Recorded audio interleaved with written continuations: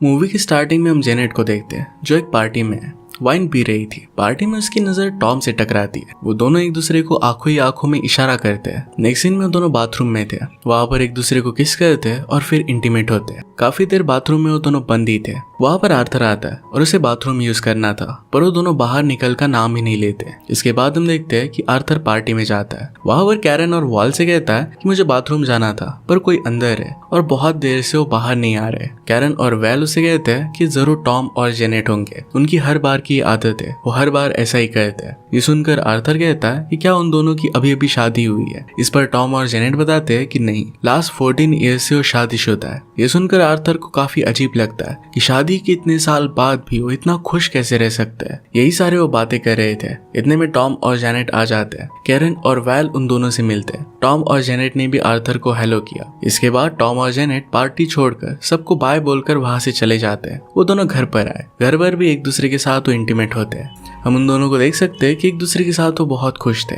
इसी वजह से मूवी का नाम हैप्पीली है। इसके बाद हम देखते हैं कि जेनेट एक सपना देख रही थी। इसमें वो जंगल में अकेली थी। आगे जाने पर वो देखती है कि कुछ रेड चेयर्स रखी हुई थी। इसी वक्त जेनेट का सपना टूट जाता है। जेनेट सपने को लेकर बहुत ही कंफ्यूज थी, पर फिर वो नहाने के लिए चली जाती है। जेनेट को कैरन का मैसेज आया हुआ था। कैरन ने जेनेट को डिनर के लिए इन्वाइट किया था। जेनेट फिर रेडी होकर काम के लिए निकल जाती है। अपने जॉब से वो शाम को वापस आई। हम देखते हैं कि टॉम ने घर का सारा काम कर लिया था। जेनेट बहुत थक गई थी, तो टॉम उसकी थकान मिटाने के लिए उसे कमरे में लेकर जाता है। वहां पर वो दोनों इंटीमेट हो जाते हैं। इसके बाद उन्हें याद आता है कि आज तो उन्हें डिनर पर जाना था। वो लोग फिर रेडी होकर लोकेशन पर पहुंच गए। वहां पर ऑर्डर करते हैं। इसके बाद में कैरन और वैल उन्हें पैसों का एनवेलप देते हैं। उन्होंने पहले प्लान किया था कि वीकेंड को सब लोग एक रिसोर्ट बुक कर वहां पर जाएंगे। वैरन और कैलन से कहते हैं कि रूम बहुत ही कम हो गए और इसी वजह से आप नहीं आ सकते, और एक कपल ऐड हो गया था। इस पर टॉम और जेनेट ने कहा कि हम सोफे पर भी एडजस्ट कर लेंगे, हमें कुछ नहीं चाहिए। इसके बाद वैल और कैरन उन्हें रियलिटी बताते हैं। वो कहते हैं कि तुम दोनों को बाकी सारे कपल्स हेट करते हैं। हम समझ नहीं पाते कि शादी के इतने साल बाद भी तुम दोनों में इतना प्यार कैसे है। तुम दोनों के बीच में झगड़ा भी नहीं होता। डिनर के वक्त भी तुम एक दूसरे में ही डूबे हुए हो, इसलिए कोई नहीं चाहता कि तुम लोग भी हमारे साथ वीकेंड पर आओ। इसके बाद टॉम कहता है कि हम दोनों सिर्फ एक दूसरे से प्यार करते हैं, हम सिर्फ हस्बैंड वाइफ नहीं है तो एक दूसरे के अच्छे दोस्त भी है।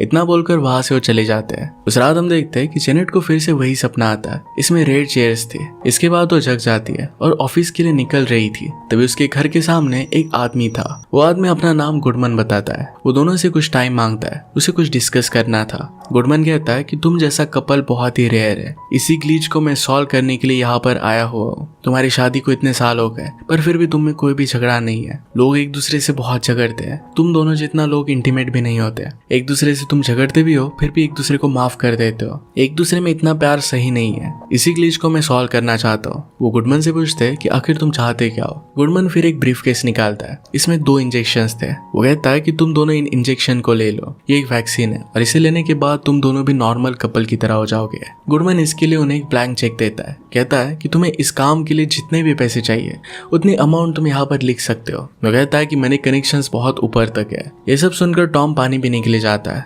इतने में जेनेट को बहुत ज्यादा गुस्सा आ गया। गुडमन को एक चीज से वो वार कर देती है। इसमें गुडमन के सर पर चोट आ गई और वहीं पर उसकी डेथ हो गई। टॉम वापस आता है और उसे सिचुएशन समझती है। वो कहता है कि इसमें तुम्हारी कोई गलती नहीं है। इसके बाद वो दोनों अपने लैपटॉप पर सर्च करने लगते हैं कि बॉडी को किस तरीके से ठिकाने लगाया जाए। उन्हें फिर लगता है कि सर्च हिस्ट्री से वो पकड़े जाएंगे। इसके बाद लाइब्रेरी जाकर वो सर्च करने लग गए। कई सारे ऑप्शंस में वो चूज करते हैं कि उन्हें लाश को दफना देना चाहिए। इसके बाद वो उसे एक सुनसान सी लोकेशन पर लेकर गए। वहां पर खड्डा खोदते हुए जेनेट को बहुत बुरा लगता है कि किस तरीके से उसने एक आदमी को मार दिया। टॉम उसे कहता है कि इसमें तुम्हारी गलती नहीं है, ये सिर्फ एक सेल्फ डिफेंस था, तुम्हें घबराने की कोई जरूरत नहीं है। वो फिर उस लाश को दफना कर वहां से लौट आते हैं। घर पर आने के बाद सारी चीजों के बारे में वो बात कर रहे थे। तभी कैरन का उन्हें कॉल आता है। कैरन उन्हें पिछली रात के लिए सॉरी कहती है। उन्हें फिर से वीकेंड के लिए एक मैंशन पर इनवाइट करती है। अब सारे टेंशन से दूर जाने के लिए इस इनविटेशन को एक्सेप्ट कर लेते हैं और मैंशन के लिए अगले दिन निकल पड़ते हैं। गुडमन ने उन्हें जो ब्रीफकेस दिया था ये भी अपने साथ वो लेकर आए। रास्ते में जाते वक्त टॉम जेनेट से कहता है कि शायद ये सब एक प्रैंक हो सकती है। शायद कैरन ने या फिर हमारे फ्रेंड्स ने ये सब किया हो सकता है। शायद हमने जिसे मारा वो एक एक्टर था और सब लोग हमारे मजे लेने के लिए ये सब कर रहे थे। पहले तो वीकेंड का प्लान कैंसिल हो गया था, पर फिर से हमें बुलाया गया है। अब वो दोनों डिसाइड कर लेते हैं कि अगर ये एक्चुअल में प्रैंक है तो उन दोनों को एकदम नॉर्मल बिहेव करना है। वो दोनों ऐसा प्रिटेंड करेंगे कि जैसा कुछ भी हुआ ही नहीं है। इसके बाद वो मैंशन पर पहुंच जाते हैं जहाँ पर पहले से कोई आया हुआ था। जैसे वो अंदर गए उनके सामने पैट्रिशिया आई। पैट्रिशिया ने पूरा अरेंजमेंट किया था, उसका हस्बैंड भी यहाँ पर था। वो उन्हें पूरा मैंशन दिखा दिए। ये बहुत बड़ा था, इसमें बहुत सारे कमरे थे, थिएटर्स भी थे, वहां पर एक गन की रूम भी थी। इस रूम में पिस्तौल से लेकर स्नाइपर तक सब कुछ था। पैट्रिशिया उन्हें बताती है कि ये रूम तुम्हारे लिए नहीं है। दोनों को पैट्रिशिया से बात करके लगता है कि शायद पैट्रिशिया इस प्रैंक में शामिल नहीं होगी। वो एकदम नॉर्मल लग रही थी। पैट्रिशिया का हस्बैंड डोनाल्ड स्विमिंग पूल में मजे कर रहा था। यहाँ पर जेनेट टॉम को बोलती है कि जाओ और डोनाल्ड से बात करो और पता करो कि क्या ये एक्चुअल में प्रैंक है, क्या वो भी इसमें इन्वॉल्व है। इसी बीच वहां पर दो लड़कियां आती है, मॉडे और कार्ला। वो दोनों एक दूसरे के साथ रिलेशनशिप में थी। पैट्रिशिया उन्हें भी मेंशन दिखाती है। इसके बाद हम देखते हैं कि टॉम स्विमिंग पूल के पास जाता है और डोनाल्ड से बात करने की कोशिश करता है। डोनाल्ड टॉम को बिल्कुल भी पसंद नहीं आता और इसी वजह से उसे इग्नोर कर देता है। टॉम को भी अच्छा नहीं लगा था। टॉम को लगता है कि डोनाल्ड इसमें इन्वॉल्व नहीं होगा। जेनेट से इसके बारे में बात करता है, कहता है कि डोनाल्ड और पैट्रिशिया तो इसमें इन्वॉल्व नहीं है। यहाँ पर मॉडे और कार्ला उनके फ्रेंड नहीं है। हमें अब सावधान रहना पड़ेगा, सब कुछ नॉर्मल ही रखना होगा। इसके बाद वो कहते हैं कि हम दोनों को यहाँ पर आए हुए 2 आवर्स हो गए, फिर भी हम दोनों एक दूसरे के साथ इंटीमेट नहीं हुए। इसके बाद वो बाथरूम में जाकर इंटीमेट हो जाते हैं। अब रात हो चुकी थी, तभी वहाँ पर कैरन और वैल आते हैं। उनके साथ और एक कपल है, ग्रेटल और रिचर्ड। वहाँ पर वैल पैट्रिशिया से कहता है कि गाड़ी में कुछ रखा हुआ है, जाकर लेकर आओ। पैट्रिशिया डरते हुए गाड़ी के पास गए और डिक्की खोलने के बाद देखती है कि वहाँ पर बहुत सारे पिज्जा के बॉक्सेस थे। फिर वो सब डिनर करते हैं। बात करते करते पैट्रिशिया वैल के बारे में कहती है कि कॉलेज में जब वैल था तो बहुत सारे प्रैंक्स किया करता था। एक बार उसने मेरे कमरे में एक लड़के को FBI एजेंट बना के भेज दिया था। उनकी बात सुनकर टॉम और जेनेट को वैल पर शक आता है कि शायद ये सब वही कर रहा है। वैल इस पर कहता है कि ये सारी चीजें मैं बहुत पहले किया करता था, अब मैंने ये सब करना छोड़ दिया है। इसके बाद दूर जाकर टॉम और जेनेट डिस्कस करते हैं। जेनेट टॉम को कहती है कि तुम जाकर कैरन के साथ बात करो, सच बाहर निकालने की कोशिश करो। इसके बाद टॉम कैरन के पास चला जाता है। उनकी बातों से हमें पता चलता है कि पहले कैरन और टॉम एक दूसरे को डेट करते थे। कैरन टॉम से कहती है कि तुम हमेशा जेनेट के साथ होते हो, क्या वो तुम्हें बोर नहीं लगती? जो तुम उसके साथ करते हो वो मेरे साथ भी कर सकते हो। उसके करीब आने की कोशिश करती है। वो कहती है कि हम कुछ ऐसा नहीं कर रहे जो हमने पहले नहीं किया। टॉम ने कैरन से कहा कि मैं जेनेट से प्यार करता हूँ और उसे मैं धोखा नहीं देना चाहता। इसके बाद कैरन वहाँ से गुस्सा होकर चली जाती है। इसके बाद पार्टी शुरू हो गई। सब लोग ड्रिंक करने लगते हैं, वो डांस करते हैं और सब लोग बहुत मजे कर रहे थे। दूसरी तरफ मॉडे और कार्ला दोनों स्विमिंग पूल में मजे कर रहे थे। सब लोगों ने मिलकर बहुत ज्यादा ड्रिंक कर ली थी। उनकी सारी बॉटल्स खत्म हो गई। पैट्रिशिया कहती है कि कोई भी गाड़ी चलाने की हालत में नहीं है, पर उन्हें ड्रिंक तो चाहिए थे। जेनेट कहती है कि मैंने ड्रिंक नहीं किया, मैं तुम्हें हेल्प कर सकती हूँ। वो जा रही थी तो ग्रेटल भी उसके साथ आ जाती है। वो दोनों जब ड्रिंक्स बाय कर रहे थे तभी उसे गुडमन दिखता है। अगले मोमेंट पर वो गायब हो जाता है। ये देखकर जेनेट बहुत ज्यादा डर गई। वो शॉप में गुडमन को ढूंढने लगती है पर वो उसे कहीं पर भी नहीं मिलता। वो बहुत कंफ्यूज हो गई और टॉम को कॉल करती है। टॉम कहता है कि शायद तुम्हारा वहम होगा, तुम्हें ज्यादा स्ट्रेस नहीं लेना चाहिए। कॉल पर बात करते हुए जेनेट जैसे ही बाहर निकली तो उसे गुडमन एक कार में दिखता है। वो जेनेट को बाय बोलकर वहां से चला जाता है। जेनेट फिर से बहुत डर जाती है। टॉम को सब कुछ बता देती है। टॉम को भी अब कुछ भी समझ में नहीं आ रहा था। वो गन रूम में जाता है और एक गन वहां से चुरा लेता है। जैसे ही जेनेट घर पर आती है वो दोनों ब्रीफकेस के साथ सबके सामने जाते हैं। वो सब लोगों से पूछते हैं क्या तुम में से कोई इस ब्रीफकेस के बारे में जानता है? सब लोग कहते हैं कि वो कुछ नहीं जानते। उन्होंने पूछा कि आखिर में हुआ क्या। अब वो सब लोगों को सच बता देते हैं। सारे लोग कहते हैं कि तुम्हें पहले बताना चाहिए था, तुम दोनों अभी तक कर क्या रहे थे। इसके बाद टॉम कहता है कि क्या तुम में से कोई साइंटिस्ट है, इससे हम पता कर सकते हैं कि इस इंजेक्शन में है क्या। कैरन को याद आता है कि आर्थर एक साइंटिस्ट है, मूवी की स्टार्टिंग में हमें दिखाया गया था। कैरन फिर उसे कॉल करती है। एक्चुअल में उसने यहाँ पर उसे इन्वाइट नहीं किया था, पर अब कहती है कि अपना माइक्रोस्कोप लेकर वहां पर आ जाओ।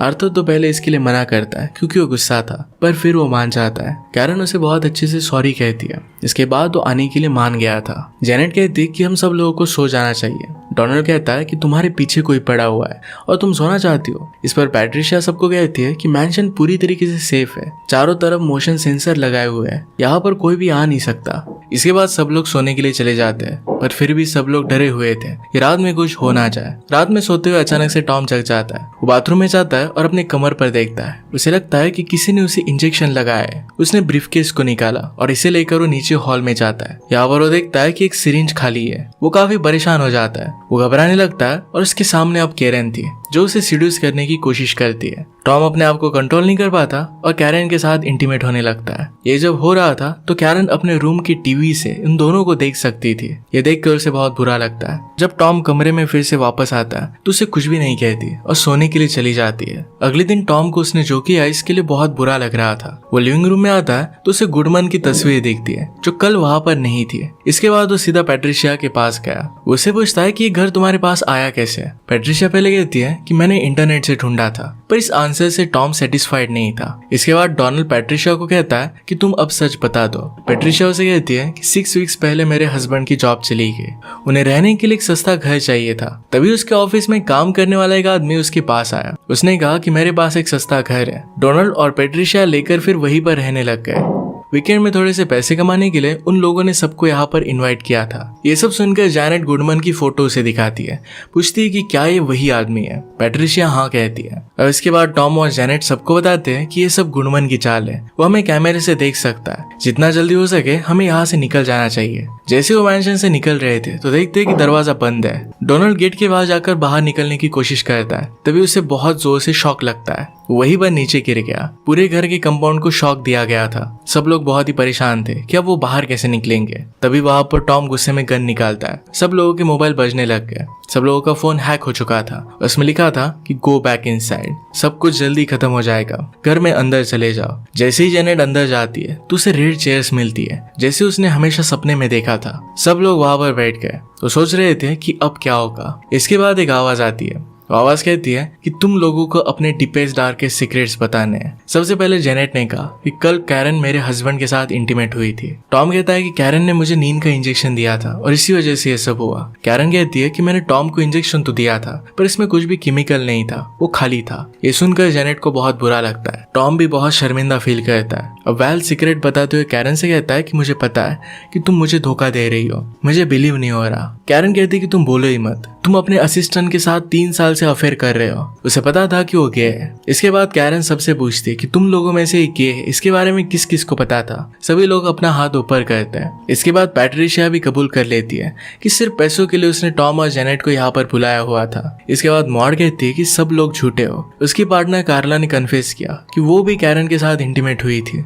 ये सुनकर मॉड को बहुत बुरा लगता है। वो कैरन से कहती है तुम मेरे साथ ऐसा कर कैसे सकती हो। ग्रेटेल अपने हस्बैंड के बारे में कहते हुए कहती है कि मुझे बहुत मारा करता है। सभी लोग अपना सच बता देते हैं। इसके बाद टॉम खड़ा हो जाता है और गुडमन को बोलता है कि तुम जो सुनना चाहते हो तुमने सुन लिया, हम सब लोगों की लाइफ में प्रॉब्लम कर दी, अब हमें यहाँ से जाने दो। इसके बाद गुडमन कहता है कि तुम यहाँ से जा सकते हो। वो सिर्फ उन दोनों में झगड़ा लगाना चाहता था। जैनेट और टॉम एक दूसरे के साथ 14 ईयर्स से रह रहे थे पर फिर भी उनमें झगड़ा नहीं हुआ था। ये एक टाइप की यूनिवर्स में अनोमली थी और इसी टाइप की इवेंट्स को सॉल्व करने का काम गुडमन किया करता है। वो किसी सुपर नेचुरल पावर को बिलोंग करता था और इसी वजह से मरने के बाद भी वो वापस आ सकता था, उसे कोई मार नहीं सकता था। फाइनली अब उसका काम खत्म हो चुका था तो सबको जाने देता है। सब लोग वहां से निकल जाते हैं। टॉम और जैनेट ही बचे थे। उनके पीछे गुडमन खड़ा था। वो गुडमन को बहुत भला बुरा कहते हैं, कहते कि तुम एक बहुत ही घटिया इंसान हो। गुडमन कहता है कि अगर तुम चाहो तो उस चेक को कैश आउट कर सकते हो। टॉम उस चेक को गुस्से में फाड़ देता है। टॉम और जेनेट वहां से जा रहे थे तभी आर्थर वहां पर आ गया। जेनेट उसे कहती है कि पार्टी खत्म हो चुकी है।